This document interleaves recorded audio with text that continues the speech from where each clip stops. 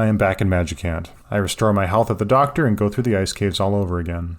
I arrive at Marysville from the south. Marysville is a town with lots of buildings and residences like Podunk. In style, it is very, very similar. I take some time to speak with the locals. Someone's heard a zombie was kidnapped in Podunk. Another wonders how to get the rocks off the railroad tracks. No, not get their rocks off at the railroad tracks. How to get the rocks off the railroad tracks. And they surmise that perhaps the mayor is waiting to clear it until election time. Another local hears that in Duncan's factory up north, they are building huge rockets. It's about now that I notice a railroad runs alongside the edge of town. A cool dude in glasses asks me if I've been to Sweet's little factory. I say no. If I say yes, he says, they make bottle rockets there. One woman says her husband is an important man at Twinkle School and he never eats lunch. A man that looks like Link's uncle from A Link to the Past says, don't take me for an ordinary man, although he is one. A cop asks me why I'm not in school. A sign outside the hospital says, welcome to Marysville with 2 exclamation points. Cheap, fast, and handsome. The best doctor is old Sawbones Benny. Take advantage of specially priced treatments now. What the fuck? Inside, the doctor wants me to pay $171 for treatment although I am not sick. When I refuse to pay, he says, fine, die on your own. I'm not a mortician. A young man thinks the rocks on the railroad could be blown up by rockets from Duncan's factory. A young woman says Duncan's Enterprises wants to build a strip joint in Marysville, but the locals are opposed. In the department store's sports department, I see the boomerang is the priciest toy they have. Man, I must have the strongest available item right now. The variety goods desk sells rulers, stun guns, rope, and a rappel ring. I buy nothing, and I am shocked that she'd sell a stun gun to a kid like me. The hotel has a restaurant at the top floor. Here, a server in a red dress says all restaurant owners love musicals. Will another melody be coming from this restaurant, I wonder? Too soon to tell. A boy agrees with me that hyphenated prime rib is delicious. A woman that looks like Lucy from Peanuts says she told her kid to study, then play Nintendo games. Those are the rules in her house. At the end of the lane I'm walking down is another sign. Coming this fall, Duncan's Debutantery. This must be the site of the proposed strip club. Financed, designed, and constructed by the Duncan Company, Inc. I use my PSI powers to sense that whiskey and daddy problems are in the future. South of town is a long, white building with a pink door. It's Twinkle School. A hall monitor wants to see my pass, then lets me through. This is definitely pre-9/11 America. A boy wearing my outfit, up to and including my red hat, asks me if I played Super Mario Bros. 7. He's still playing Super Mario Bros. 3, and it's been quite a challenge for him. I estimate that Super Mario Bros. 7 could have meant Super Mario Bros. Sunshine, so I would have said yes if I had a yes-no prompt. A young girl asks me if I've seen a strange man in the lab. Also no yes-no prompt. In another classroom, one girl says she can't do a cartwheel, but another says any first grader can do a cartwheel. In a third classroom, a girl in pink says the janitor won't give her the key to the roof. Good janitor. Smart janitor. Another girl says she saw Lloyd steal explosives and is afraid of what Mr. Teacher will say. Capital M, lower R, period, space, capital T, Mr. Teacher. Another child named Susie calls herself Miss Marysville. Aren't I gorgeous? I say no. And she calls me ugly, and I remind her of a noodle noggin. Utterly emasculated, I leave the room. I ascend the stairs to a hallway with 6 doors. In the first room, a boy invites me to sneak out of the roof and play Game Boy, but he doesn't have a key. Another boy wants to try strawberry tofu. In the second door is another classroom. One girl quotes her dad and says, "Don't take me for an ordinary man." It's his favorite dad joke. The third room is empty. The fourth room is also empty, but has a black grand piano. In the hallway between rooms 4 and 5 are 2 boys who admit to picking on Lloyd, that weakling. Behind the 5th door is a classroom in disarray. But there are 2 presents. I am a child. I open presents. There is a slingshot and a plastic bat. I need neither. In the 6th room, a girl in pink sings la la la, dandelion seeds fly up into the sky, la la la, I love music most of all. Also in this room, a boy thinks Lloyd will grow up to be a computer engineer. Another girl accuses me of speaking loudly in the library and then sneezes. As I walk out of the room, my screen blinks red. Oh no. I know this blinking. Have I caught a cold? A cold is a status effect where every 8 or 10 steps you take in the overworld and every turn in battle you will take a small amount of damage, which can be fatal. I use Healing A, which I've learned by now, but nothing happens. At the end of the hallway there is a staircase with a padlock on it. This must go to the roof. Okay, I return to the school's main level and explore the wing on the farther side. The first door opens to a lab. 2 stations have glass flasks with blue liquid in them. The second door I found a nurse who restores my health, but I am still sick. Behind the third door is the janitor. He holds a mop or a broom in front of him as he walks. Of course the roof is locked, he says. We can't have students sneaking out to play games when they should be studying. Yes, no prompt. I say, no. He says, please have some tea. I say, yes. Then he continues, it's not that big of a problem. My wife is a bigger problem. She doesn't get out of bed till after noon each day. She won't even pack me a lunch. Isn't that just horrible? I pander to him. Yes, he continues. Then when she does get up, she goes shopping. Luckily, I hid the credit cards from that woman. Do you think she's a terrible wife? What the fuck is this game? I say yes. Okay, his tone changes dramatically. How dare you talk to my wife like that? Scram! Okay, I have done this conversation tree incorrectly, so let's try that again. I say no, drawing the distinction that it is horrible he's not getting bagged lunches, but she is not a horrible person. And the conversation continues to wander off the tracks. When she was young, she was very pretty. Come to think of it, she's not that bad after all. Would I like some tea? He offered me tea earlier, so I say no. When you're old enough, you'll wish that young punks would respect you. Conversation over. I guess I should say yes to tea twice. Alright, let's try that again. This time I say yes, I want tea. You're a pretty good kid. Perhaps not a young punk. Oh, you need to go to the roof? Well, follow me, he says. I follow him to the roof. Halfway there he stops and says, my wife was the first Miss Mary in history. We get up to the padlocked staircase and he unlocks it. Make sure to take in the view. It's incredible, he says. And up I go. I'm up on the roof now, and I can see the city from down below. This roof is only 3 stories up, but it feels like 30. I see broad stretches of grassland, buildings that look tiny in the distance, mountains at the horizon, and a cloudless, perfectly blue sky. One mountain stands twice as tall as the others and has a gray cloud emanating from it. Is it a volcano? There is a trash can here on the roof. It is twitching like the capsule at the zoo and the caskets in the graveyard. I check it. Nothing. I telepathy it. Nothing. I talk to it. Who are you? I won't come out. If I do, everyone will pick on me. Is it Lloyd? You want to be my friend? Don't tell anyone it, but I stole some explosives. I say yes. I won't tell anyone. Okay, I'm coming out now. A young boy emerges from the trash can. Red clothing, silver hair parted in the center, and wearing glasses. Hi, I'm Lloyd. I wanted to fly the bottle rockets that the Sweets Little Factory is producing. And the conversation ends. Hold on.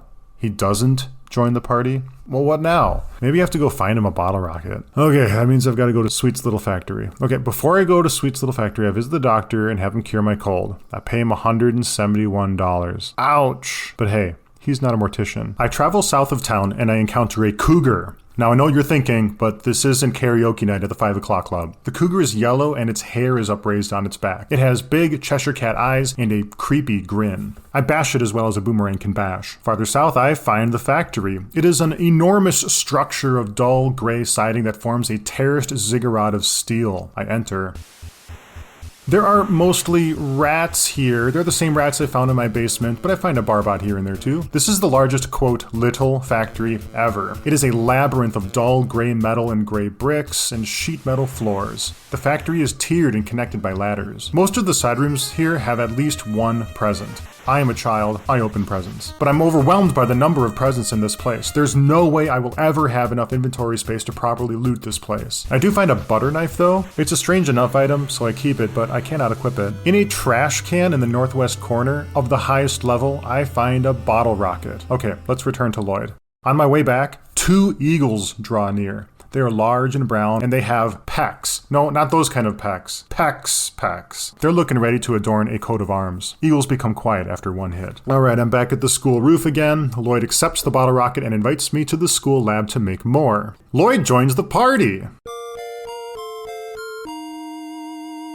On our way back to the lab, he says we should visit Duncan's factory to check out his larger rocket. He also says that the kids here are calling him weakling, 4 Eyes, or worse. Hold on here. I've seen a 4 Eyes and they are way more repulsive than you are, Lloyd. Lloyd begins working in the lab. And then there is an explosion. We've destroyed the room. One lab desk is broken in two, and the other is tipped to its side. The blackboard has fallen to the floor, and flasks with blue liquid are all in pieces on the floor with some of the fluid splashed up against the wall. Let's get out of here. When we go outside, I equip him with a slingshot. Oh my god. I realize Lloyd starts at level 1. Nintendo is level 16. Gross. I use the Onyx hook, and I return to Magic Hand. I buy Lloyd a magic coin and a gold ring. I begin to level him up here, which seems like a smart idea because I can restore health for free nearby. He dies in the first battle to a pair of magic snails, but the Magic Hand Hospital resurrects him for free. As I path around looking for monsters, I run into a little egg on the ground in the northeast corner. Oh, that's no egg, it's a headstone. It reads, "To Nintendo's great sorrow, the brave soldier Flying Man rests here in peace." I press F. I figured double digits is the minimum respectable level for any fellow teammate of mine, so we're going to shoot for level 10 here. The minimum to not be a weakling, I suppose. Lloyd hits for 1 damage until his first smash at level 8, in which he crits for 23. It kills a magic snail, and he turns level 9. This battle is one for the highlight reel. As he levels, Lloyd's psychic points meter do not go up. He must not be a magic user. I return to the house with the Ocarina Man. He says the ocarina is completed and a melody can flow out of it. Do I want it? Yes. He says I'm a pretty straight-looking dude, laughs, and then gives me the ocarina. It plays part of a melody and then electronic blip sounds for a half second. This must be the item you use when you get all 8 melodies. I store the ocarina and the butter knife with the mysterious goods keeper. I give the big bag and the Franklin badge to Lloyd. I'm thinking he's going to need it more than I do. Let's get out of here. We return to Marysville via the Magic Hand Ice Caves. Back in Marysville again, Lloyd and I pull a Stand By Me and walk the train tracks north. Vehicles attack us, a mad car and a mad truck. They are white and blue, and the hippie music plays when we fight these guys. Each vehicle, quote, goes out of control and strikes us for pretty good damage. But we're ready to fight back after a defensive upspell to Lloyd while Lloyd guards. He's not ready for these folks yet. One boomerang hit and the mad car becomes a pile of junk, and then the mad truck meets a similar fate. We find the pile of rocks on the train tracks. We can't use our bottle rocket on it. We need the larger one, which we think we'll find at Duncan's factory. We find a path to go around the rock pile and continue north. On the way, I find a, quote, pass that someone left behind. Oh, and what the hell is Wally doing out here? Anyways, next I encounter a bear. He's a large, round fellow standing on his hind legs. He has gopher teeth and kind eyes. He smashes Lloyd for 35, but Nintendo gets a good second hit, and it's all over for him. There are skunks in this wilderness too, but they're no trouble at all. We find another factory similar to the other one south of town. Its entrance is guarded by a dog. He says this is private property, and I should show him my pass. I show him my pass. The dog says it's expired, and I've stolen it. What suspicious creatures we are, he says. Look me in the eye. Then we fight him. He's classed as a stray dog, you know, one of the earliest and easiest enemies in the game, and so he goes down easy. We enter the factory.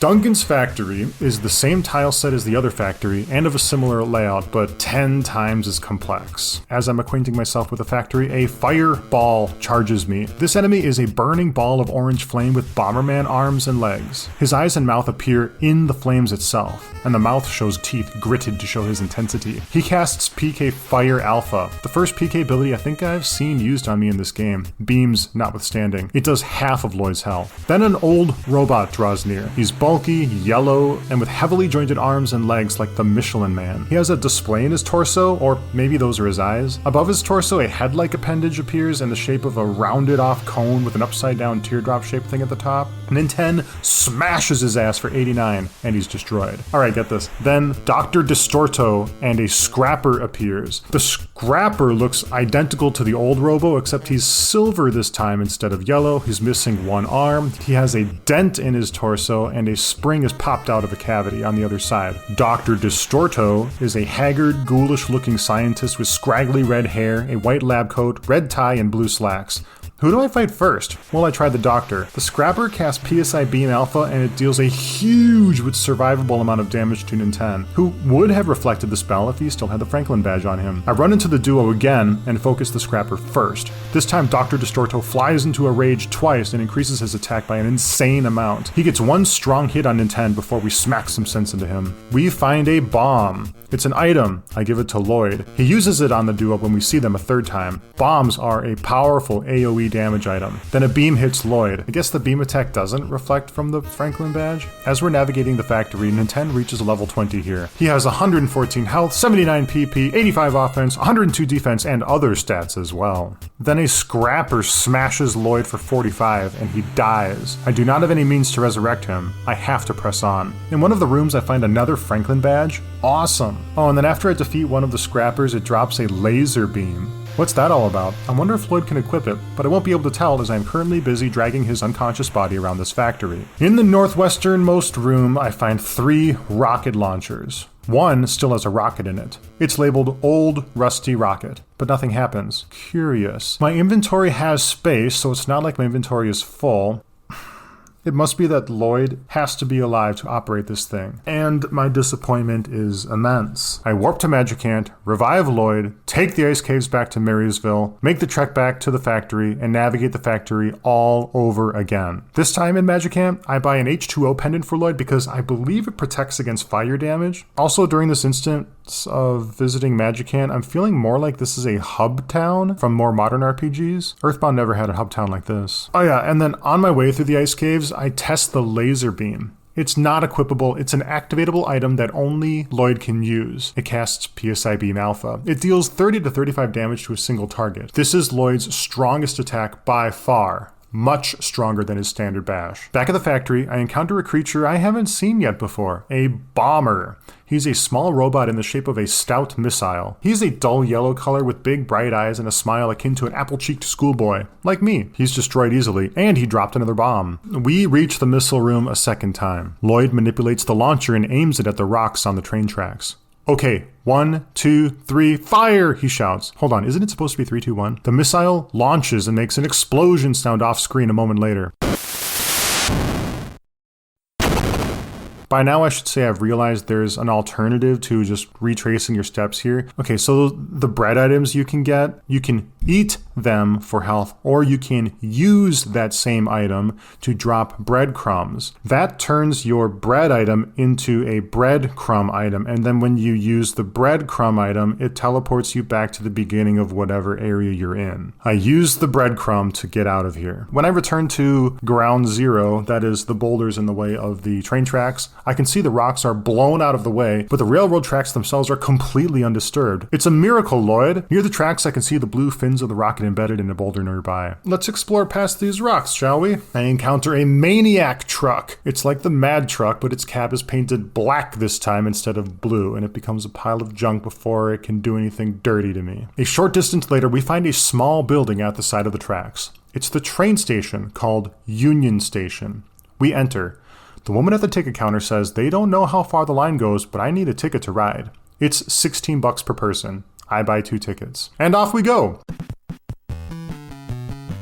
We're on the train now. It is a 2-car commuter train with gray passenger cars and no typical train engine. The dullness of this train makes it feel very modern compared to a, choo-choo train guttering black smoke. The train races full bore out of the station in southwest, down the track from whence we came, past the blown up boulders and past Marysville. Southwest of Marysville, the tracks turn east where we charge through a pitch black tunnel and then out again into a grassy and semi-forested wilderness. We come to a stop at a much larger train station. Where are we? It's a town called Reindeer. We get off here. When we disembark the train, we're inside the train station. A woman asks if I'm going to Snowman. That's another city nearby.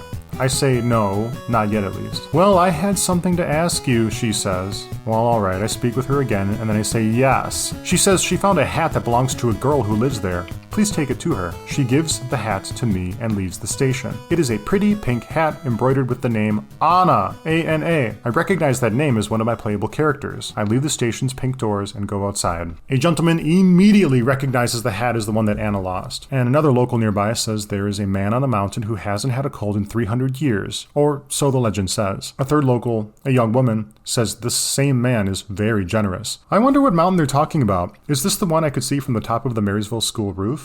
You know, for a place with a name like Reindeer, this town has fairly temperate weather. For example, just south of the station is a field of corn. I travel south and find the downtown area of Reindeer. There's a cool-looking dude peeking through a house's first-story window. He says he's a student of indoor architecture. A young woman notes that the town of Spokane might have a ghost house. and I shouldn't dare to ever go there. A young man hiding in a copse of trees says his existence does not matter. His importance is so small, and he may not be missed should he disappear. This is almost certainly a future member of the Stoic Club. I realize I've caught another cold, probably from speaking to someone. Crap. You know, as I continue to speak with members of this community, I realize that just under half of them have something to say about the cold and flu season in one way or another. I bet all of them have a chance to give you a cold if you speak with them. I have dropped into a town undergoing a cold and flu epidemic. A dirty young girl begs me to give her something, anything. I give her a magic herb. She gives me a flea bag, a bag full of fleas and other nasty critters. I visit the hospital and the doctor cures my cold for $60. There isn't that much more to do around here, so I return to the train station bound for Snowman. Maybe I can find this Anna I keep hearing about. I am careful not to speak with any more diseased locals on my way out. Man, there are a lot of dog houses in Reindeer, almost as many as there are houses. On my way back to the train station, I encounter a bag lady. She's a heavy-set, middle-aged woman holding 2 shopping bags. She's wearing a red dress, red heels, has long curly blonde hair, astonishingly creepy eyes, and a cackling mouth. I throw the flea bag at her because I think it would be funny. She becomes itchy all over, which makes her lose her offense and defense. She regains all her senses after a few whacks from my boomerang. Just now I notice I no longer have my laser gun. I wonder if it has a certain amount of uses before it expires. Damn, I really like that thing. I pay the fare to go to Snowman. $40 in total. And off we go. Our train races across 2 ravines and another town, perhaps Spokane, races through another tunnel, and when we come out again, we appear in a winter wonderland. In the Snowman station, a man and his daughter want to take the train to Youngtown, but are unable to for unknown reasons. I'm not sure where Youngtown is on the map. They say their mother went there a few days ago, and they haven't heard from her since. Let's hope Youngtown isn't a bar for college students. A fortune teller outside the station predicts I will return to Union Station, but isn't completely sure. Geographically speaking, the Snowman station is separated by the town of Snowman by a snowy ravine. We have to cross this ravine. As we cross, we encounter a polar bear. He's tall, white, and large like the Yidit, Rabes, and regular bears we've seen earlier. Through the ravine, we find the village, encircled by yellow trees. I need to call Dad, and I find a phone. Instead of his usual spiel, he asks to speak with the person playing the game. You know, me. I say yes. I assume Nintendo hands the phone to me at this point. Nintendo's dad appreciates my kindness to his son and introduces himself as the boy's dad to me. He wants to know my name. I input Tyler. Tyler, and then confirm. He confirms the spelling, and the conversation ends. He does not save my game, so Nintendo calls Dad again. When I return outside, the first NPC tells me not to catch my death of cold, then coughs on me. Nintendo now has a cold. I killed this NPC. A second NPC coughs on me after telling me there is a mountain chateau nearby. It's a fucking leper colony around here. More like Snowman should ever come near this place. An older woman says everyone in Youngtown has disappeared. A young boy in town says Anna hasn't been coming to school lately. After speaking with the locals, I realize that no old woman has given me a cold in this town. They must have the Queen's immune system. I go to the drugstore and buy mouthwash. It costs $175. This fixes my cold. I will speak to no other NPCs in this town until further notice. I enter a house with a sign outside that says Jack. It functions as a hotel, but there's just one casually dressed woman inside it, and the building's interior is simply a house. This must be a bed and breakfast. It's time to visit the chateau. This is probably where Anna is located. The chateau is west of town through a forested, wintry wilderness. On my way, I am confronted by 4 silver wolves. They look a lot like the dogs I fought in Podunk, but their fur is all white here. One by one, they all go quiet under the crushing blows of our boomerang and slingshot. The battles on the way to the chateau run me low on psychic points, and these wolves chip at Lloyd and I's health pretty hard, so I return to the leper colony and sleep at the 2-room bed and breakfast. Okay, let's try this again. We reach the chateau on our second attempt. It looks like a tiny church inside, painted white with a bell tower at the top center. Inside, it has several stained glass windows beaming colors of emerald green, yellow, and pink into the church's interior. A girl in a pink dress says, "You have appeared just like in my dream. The boy in my dream looked just like you." The man nearby says his daughter, Anna, has never been a brave girl, but is kind at heart and has a secret strength. I hand her the hat. She asks if I am Nintendo. Now, Nintendo's dad made me distinguish the difference between Tyler and Nintendo earlier, so I say, no, I am not Nintendo. She says, "Don't get silly on me now, for I must go on a trip to find my mom. She needs our help. She's been waiting for me." Nintendo. Anna's dad bids us farewell. Then she says, "We'll be back to find our mom. Believe in us." Anna has joined the party.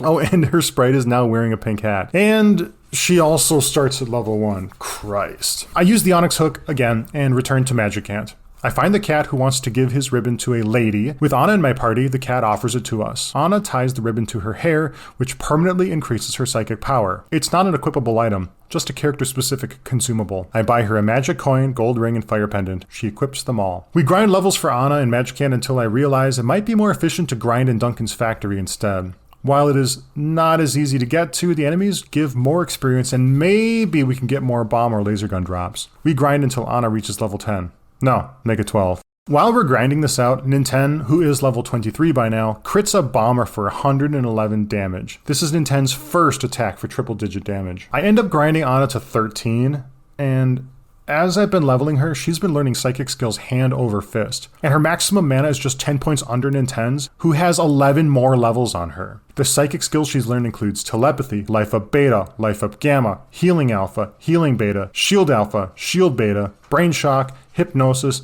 magnet, block, which is like a silence, and some damage dealing spells, freeze alpha and freeze beta. We return to Snowman by picking up the train at Union Station to pick up a frying pan, which I correctly guess is a weapon for Anna. Her equipment set is complete. I've been hearing a few things about Spookan by now, that place with a mansion full of ghosts. I decided to check it out. After all, it seems kind of strange to visit Spookan after visiting Snowman because Spookan lies on the railroad between Reindeer and Snowman, but getting my third playable character is a first order of business, so I skipped over Spookan. Now that we're here, Spookan's environment is the usual grassy, mildly forest landscape palette I've grown familiar with in Podunk, Marysville, and Reindeer. The Spookan train station looks just like the others, but there are no NPCs here. I find the downtown area north of the station, but all of the buildings are inaccessible, and hostile bears and eagles are roaming the streets. However, the hospital is accessible with a doctor as the only person present. A sign nearby says the residential area is east, so I go east. On the way to the residential area, I find the Spookan Hotel. Eerie music plays when I enter. The man behind the desk is an unusual sprite with a gray suit, gray hat, and a black tie. His rooms are extremely cheap here.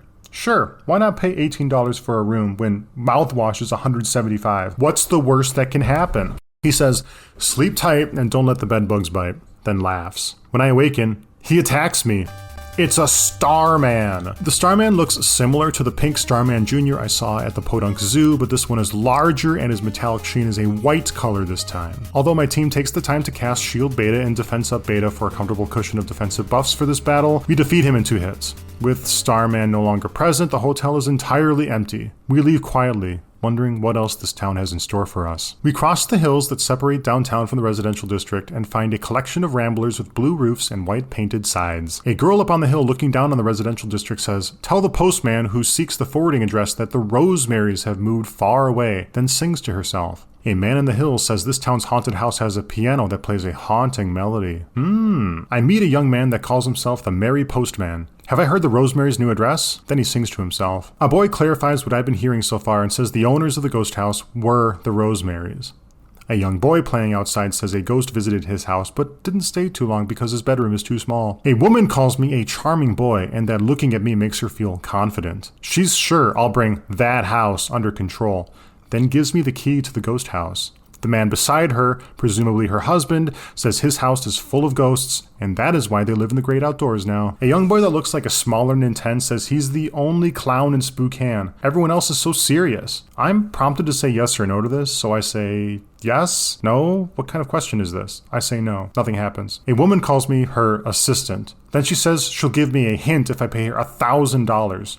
I say no. She says, fine, I guess you don't need my help, and disappears. Who was that? Was that a ghost? It doesn't seem like there is a department store in Spookan, so I head over to the spooky house. It's well outside of town through the hills leading northeast. Not long later, I find the ghost house, the Rosemary Manor. It is a large 4-story lodge with a tan roof, green wood siding, and features an array of windows on all floors. I enter. Inside, the rooms are all black and eerie music plays. For as many windows as there are outside, none of them are letting any light in. A mouse in the first room reminds me of the spooky piano within. Finding the piano is my goal. Immediately, I encounter an armor. It is a gray suit of metal armor. It hits hard and has high defense. It takes some effort to take him down. If all the fights are going to go like this here, the ghost house is going to be a pretty difficult dungeon. Almost immediately after the first fight, I encounter an alarm ghost. He's a ghost similar to the pink condom ghosts I've seen running around the podunk graveyard, but colored black with a blue sheen around his edges. He calls other ghosts to the fight, but they're the pink ones from earlier, and this is a lot easier fight. The ghost house is a maze of identical rooms, all black floors and walls, with one door on the right and two doors on the left. Each door on the left opens up into another room with one door on the right and another two doors on the left, which continues until we dead end into an empty room that occasionally has a present box, or we arrive at a staircase that advances my children into another segment of the house. Rooms are decorated with a lonely fireplace, a sconce on the wall with two burning flames, or a table and two chairs covered in white sheets. Eventually, I find the first staircase. It descends. As we go down, a voice calls out to me, "You'll never make it. Hee hee, hee hee." I'm attacked by two bionic bats. They look like the bats I saw in the podunk graveyard, but they're bright green this time.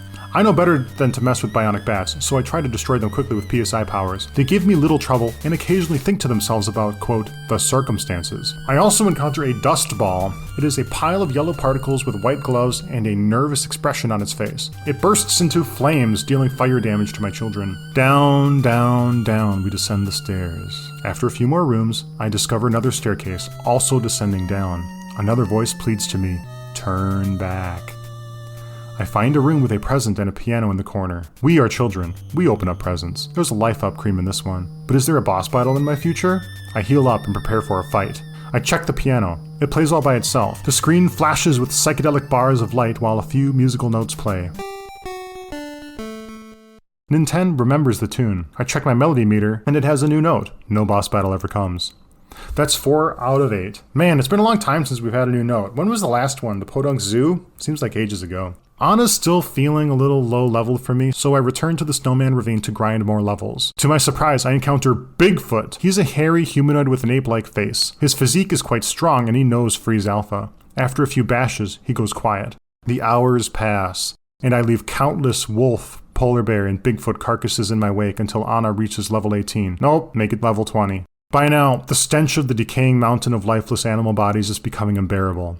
It's time to leave. I recall Townies talking about Youngtown, which I think is my next destination. According to my map of the countryside, Youngtown must be one of the 2 major destinations I haven't been to yet. The other one, called LA, that's E-L-L-A-Y, probably a pun on, Los Angeles, LA. That town is beyond Youngtown. I should mention that this map is not very detailed. The large dots on the map delineate where the towns are, but there are also tiny marks on the map, a little larger than a pixel, that indicate smaller points of interest, like Duncan's Factory or the Podunk Zoo. Looking at the map, I can see the town of Reindeer has one such pixel spot quite a ways outside of town to the northwest. I'm going to check this place out first. I take the train to Reindeer and get off to explore what this out-of-the-way location could be. I stop at the Reindeer department store before embarking on my expedition. Holy shit, the weapons shop sells bombs for $280, laser beams for $760, and plasma beams for $1,300. The laser beam was the item that dropped from the robot at Duncan's Factory, so I buy 3 plasma beams. If the laser beam casts beam alpha as its on-use effect, I presume the plasma beam will cast beam beta. This should boost Lloyd's damage output for quite a long while. I have to laugh at myself for forgetting to visit the Reindeer department store on my first visit. Man, there are a lot of dog houses here. Okay, outside of town, it is the standard grassy field with occasionally wooded areas and a river winding nearby. I head in a northwesterly direction, and here I encounter bag ladies, psycho trucks, maniac trucks, barbots, little UFOs, bears, eagles, skunks, and fugitives who remain accompanied by an anthropomorphic noose. In a dead end, I encounter a sign that says, "Now entering the Mislay Triangle." That's M-I-S-L-A-Y. Watch out! I discover a pair of dentures under the sign and take it. When I check the dentures, the tooltip says, "Brush, floss, and see your dentist, and you won't have to own a pair." Near the sign is a 4-story lodge with a tan roof, wood plank sides painted green, and several windows. It looks a lot like the Spokane ghost house. I enter. An old man and a young boy are hanging out here. The boy says he can't understand a word the old man says. I talk to the old man, who says, and I quote, meh, heh, he, me ha ha, he, I give him the dentures. He accepts them and wants to give me a reward, the secret to long, long life. And then he says, gargle often, gargle proud, gargle strong. And if you catch a cold, gargling will help. He offers me a mouthwash recipe he concocted himself, and the conversation ends. I check my inventory. It's filled with mouthwash. I mean, every empty inventory spot in all 3 of my children's inventories is now occupied by mouthwash. Nintendo is holding 5, Lloyd 1, Anna 2. Wow. The old man bids me farewell, saying, may you live a long life. It's only now that I realize the meaning of the reindeer citizen from earlier who said that there is an old man on a mountain nearby who hasn't had a cold in 300 years. I speak with the boy one more time before I go. He wants to sell me more mouthwash for $10 a pop. And he finishes his sales pitch with gargle, gargle, gargle, splash. Now, I could probably upsell $10 mouthwash to other vendors for a nice profit since the usual sticker price is $175, but these people are crazy and I leave immediately. Is that all there is to this place? What even is the Miss Slay Triangle? Nothing about this zone is triangular. I look around some more and yeah, that's all there is around here. I'm not entirely sure what just happened. So I return to the reindeer station and buy tickets to Union Station in the greater Marysville area. It's so bizarre. As I'm traveling, I am still coming to terms with EarthBound Beginnings setting aside part of its world map for a bizarre mouthwash gag. We arrive in Union Station. There is more track east of the station going in the direction of Youngtown, but the train does not include service to Youngtown. Union Station is the end of the line. We pull another Stand By Me and walk along the railroad eastward. Hardly a screen later, I can see a destroyed rail bridge that was meant to cross a ravine. Certainly no trains can cross it in this state. I look for another way around and find it in the north. After crossing some wooded hills, I discover a vast desert.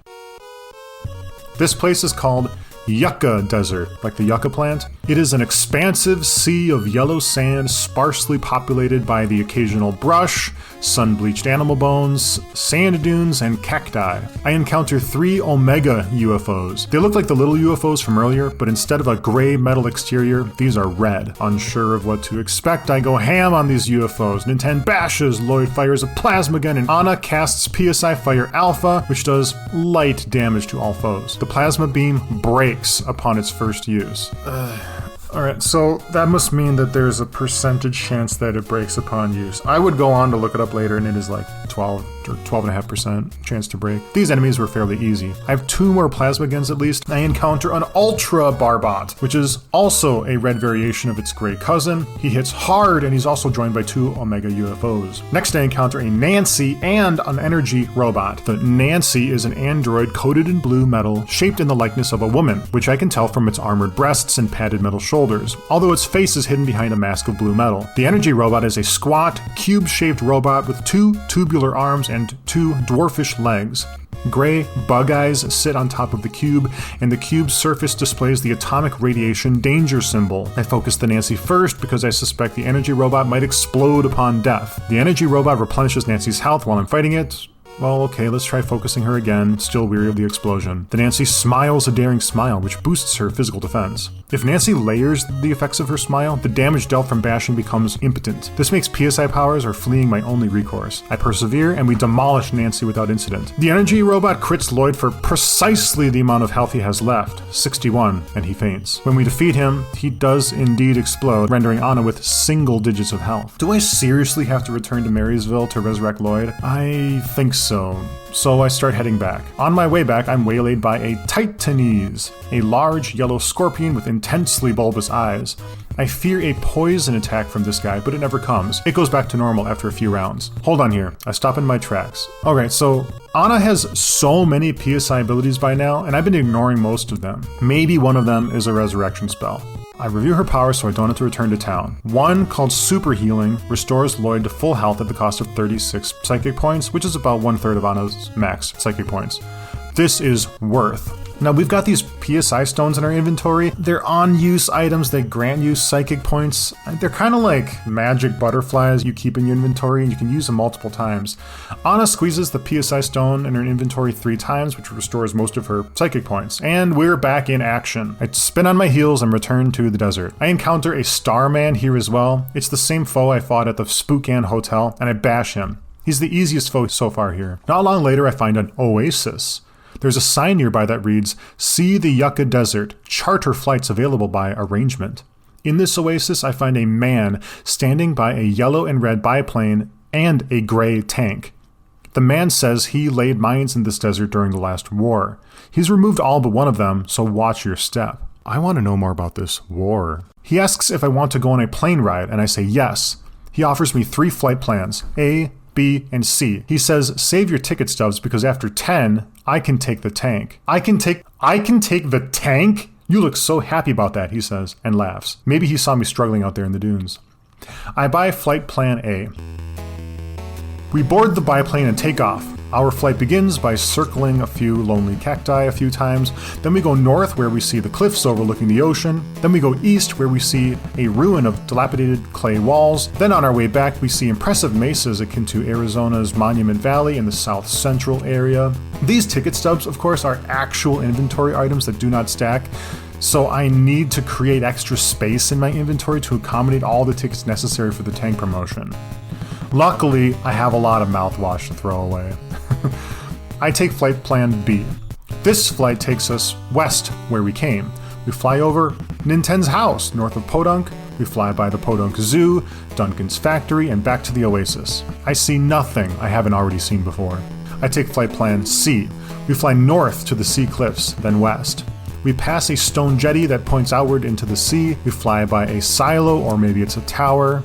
We fly over a lake and then fly southbound along a river, then to a train station. Our flight follows the railway westbound along the southern border of the desert, then turns northwest back to the Oasis. I buy the A flight plan again as a means to get my 10th ticket, because he only gives out as many tickets as there are party members, no more and no less.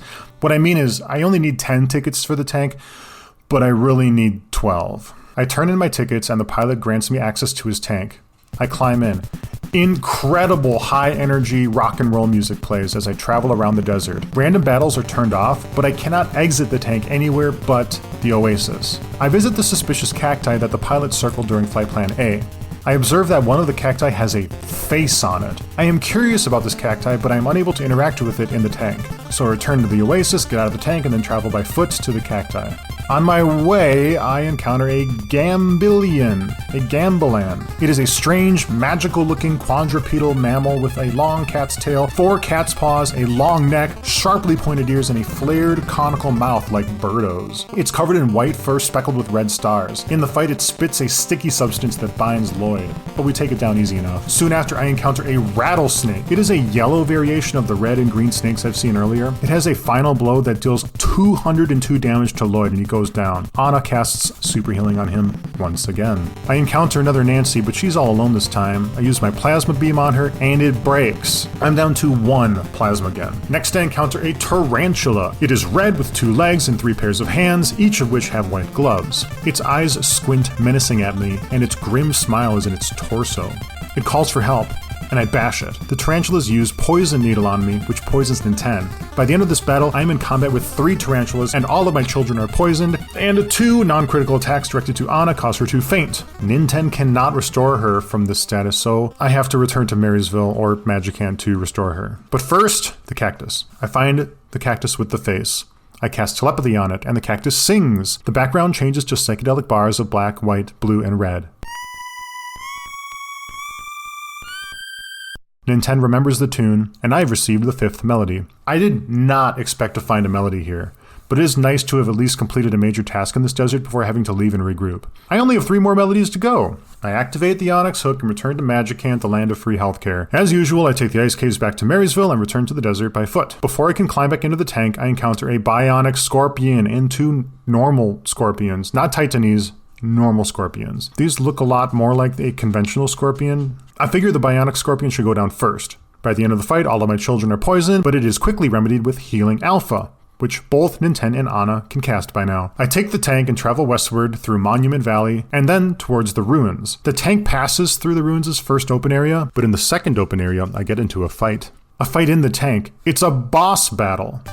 It is a robot, a towering colossus of gray steel named R7037. Its sprite is drawn from a low angle, giving it the appearance that it is looking down on my children from high above. And I bash it with the tank. When R7037 attacks, it hits Nintendo for more than 200 damage, but the battle text says the attack bounces off Nintendo and the robot takes the damage. Nintendo bashes, Lloyd uses his last plasma gem, and Paula casts PSI Freeze Beta. Wait, this is a mechanical enemy. Let's try Thunder Beta. When Nintendo autos, he actually fires the tank gun, which does less damage than the average Nintendo attack, but each attack from the boss is reflected back onto him as well. The battle ends with my team receiving 0 damage. However, the tank is destroyed as well. I abandon the tank and advance further into the desert ruins on foot, and descend into a hole. At the bottom of this hole is a cave full of sassy monkeys. Let's talk to some of them. One of them says most monkeys down here are liars. Another says it is a girl, and I say no. A third says to walk straight. Another gives me a quick capsule for catching up to him so fast. Another says turn right, then left to find something nice. As I'm executing those turns, another monkey says they're all liars and the way is right, left, and right. Another says, oh Anna, baby, hubba hubba, what a dish. Another says, don't believe that all monkeys are liars. Another asks if it looks like a monkey. I say yes, who then says he's a raccoon pretending to be a monkey. Another monkey calling himself the boss gives me directions to the exit. Another monkey tells me to cool down and asks if I'm serious all the time. I say no, and he's good to hear it. One monkey starts singing and says this song is not yours. A penguin is down here who says he's made a really big mistake coming here, and I believe he's the only honest animal here. I descend another level and arrive in a cave, but a different kind of cave. It's the same kind of cave from all those pink shells, and you know what? There is a pink shell here. I use telepathy on it. Nintendo feels a question enter his mind. Who has lost his tail? Before I can answer, I'm back in Magic Hand.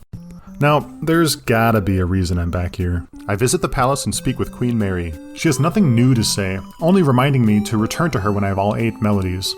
I speak with Magic Hand's only monkey, nothing. I speak with the musician. Wait a second here, since when did his dialogue change? He sings me a song that provides hints to all of the locations of each melody. This is his song. Listen to my song, O music-loving adventurer Nintendo. Why do you cry, O Cupid doll? Canary sings so sadly. Monkey sings. Piano plays. Maybe there is a ghost? Desert cactus, so alone. Every night his sad, sad tone. The dragon sleeps. The note remains. Eve's last song has no refrain. On a mount named Itoi, you must climb high, young boy. See the XX stone for the last tone. Then do not leave Queen Mary alone. La la lullaby. Strange lullaby. Bye bye bye, goodbye. Sure is a nice song, isn't it? The hint that came after the cactus is about a dragon. Where have I seen a dragon? Well, I see him all the time. The sleeping dragon in the ice caves that connect Magic Hand to the real world. Time to visit him again. I find the dragon. It feels my presence and wakes. The dragon says, you must defeat me to earn my musical note. It's boss battle time. The dragon draws near. The beast's scaly skin has dull green and red stripes that run from its tail along its body and up a long neck to its head. It has a large leathery spinal sail on its back like a Dimetrodon. It has long clawed feet but no arms. It has a hog-nosed snout, 2 white horns, dagger-like teeth, and frills where the neck meets the head. Its roar makes my children's defense decrease. I counter with party-wide defense up and shield psychic magic. Nintendo bashes, Lloyd uses the plasma beam. Anna casts offensive abilities such as Beam Beta, Thunder Beta, or Freeze Gamma, testing out if the dragon is especially vulnerable to any of them. Freeze Gamma, it seems, doesn't deal any damage but simply reduces an enemy's health to a critical state. Freeze Gamma finds its mark, and Lloyd finishes it off with his blaster. That was easier than I expected it to be. By the way, Freeze Gamma is totally broken. When the battle ends, the dragon crooned his tune without hesitation. The screen changes to psychedelic colors of blue, red, and purple as a couple notes sound. Nintendo remembered the tune. The dragon goes back to sleep, and I have acquired the 6th melody. When I leave the ice caves, I arrive not in the south of Marysville like I expect, nor do I reappear in the Monkey Cave either. It is another grassy, wooded area. The Yucca Desert music is playing, but I'm not in the desert itself. Where am I? I check my map, and it says I am south of the desert near Youngtown. Oh, we must be close. Let's go there. I find the train tracks and follow it into town, fighting spiders and starmen along the way. After a bend in the tracks, the deciduous trees give way to fir trees, and they find the Youngtown station.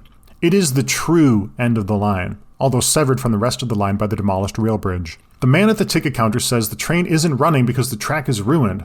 Then he says it's the end of the world and all I want to do is ask questions. Please stop asking so many questions or I'll start to cry. I enter Youngtown, the game's first true forest village. The north entrance is bordered by a shoddy wooden barrier. When I pass through it, the music changes. A young girl is guarding the entrance. She asks us who goes there, then pouts to herself. Then I discover another 2 children are crying out for their parents. Yet another young girl begs that we bring their mom and dad back. There are no parents here. A group of 4 young children playing in a grassy field ask me to hold them. I enter a church and there's nobody there. Elsewhere, a young boy tells me 2 + 3 = 5 and 8 - 4 = 4 and that he studies all the time. I enter a house nearby that has a sign that says Jack on it. It's a hotel. A boy says Dad isn't here and he doesn't care about money, so I can stay here for free if I like. I do. In the morning, he says he hopes I return again someday, and if I do, he may not get quite so lonely here. Next to the hotel is a store. A cool dude works behind the desk. He sells bread, Life Up cream, and a nonstick pan for $700, and an air gun for $1,400. Yes! I haven't had a weapon upgrade in such a long time. The air gun increases Lloyd's defense from 56 to 91. The nonstick fry pan increases Anna's offense from 20 to 28. This cool dude is the only adult I've seen in this town so far, and he has nothing to say about his missing peers. I call Dad and continue exploring. A little girl in town says something is very strange with the Garrickson baby. Something very strange indeed. A boy playing by himself says, I like that the grown-ups aren't around. Sure I do. Then breaks out in tears. A little girl says a big ship from the sky took Mom and Dad away. A boy near her says he heard Dad's voice coming from the mountains, but the mountains are beyond the town of LA, which is northeast of here. In one of the houses, there is a boy, girl, and a baby on a bed. The girl says Mom told me this baby has mystic powers. The boy says his name is Tom Garrickson, and that introducing himself is a hobby of his. I talk to the baby, it says goo ga. But this is the strange baby I've been hearing about, so I cast telepathy on it, and a voice appears in my head. Yes, even though my body is that of a baby, like you, I possess psychic abilities. I know the power of teleportation. Use this to return to a place you've been to. And then in parentheses, the baby taught them his power of teleportation.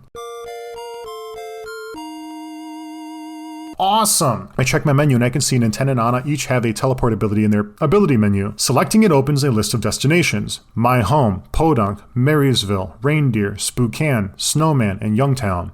I pick Podunk. The party begins automatically walking while a ringing sound plays. We crash into the tree line, and for a moment my children's sprites look like a slapstick Looney Tunes character that had a bomb or rifle blow up in their face. I guess we need a good amount of space as we're channeling teleportation, like a makeshift runway. However, I am able to change the direction of my team's rapidly increasing speed, or if I need to, I can spin in a circle if I'm fast enough with my controller inputs. I walk out of town for more space. In a fight with a Barbot and 2 red UFOs, Lloyd crits on his first bash and deals 105 damage. This is the first time Lloyd has dealt damage in triple digits. Who's the weakling now? I teleport to Podunk. I sell the old weapons and teleport back to Youngtown. About now, it crosses my mind that I don't have to take the ice caves anymore after returning to Magican via the magic hook. That's pretty nice. East of Youngtown is a bridge over a river. A nearby sign says a swamp is ahead. A young boy posing as a bridge guard attempts to stop us, but produces no real resistance.